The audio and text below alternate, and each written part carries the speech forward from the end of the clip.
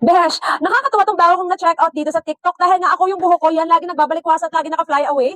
Kaya naman, talagang nag-check out ako nung nakita ko to. Ito yung hair straightener na very handy. Oh, di ba ganyan lang yan, ma'am? Ang iksi, ang liit, di ba? Tapos mga besh, yan, may suklay na yan ganyan sa loob. At meron siyang power dito. I-on mo yan ganyan. May 3 gears na yan. Kung gusto mo, yung di masyadong mainit, and mainit-init na talaga siya mga mamshi ko. So, sige, i-ano natin dun sa pang 3 gear. So, yan mga besh, ang maganda dito, pwede mo siyang gamitin anywhere.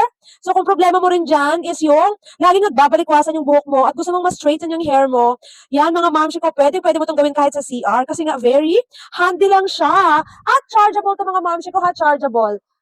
129 pesos lang kasi ito mga besh. Kaya naman na-afford mo to. Ang ganda nito mga mamshi ko para makakapag-straighten yung hair mo anywhere ka mga mamshi. Kahit sa CR lang, pasok ka lang saglit. Tapos gamitin mo to mga besh. Para sa mga frizzy hair ha, frizzy hair.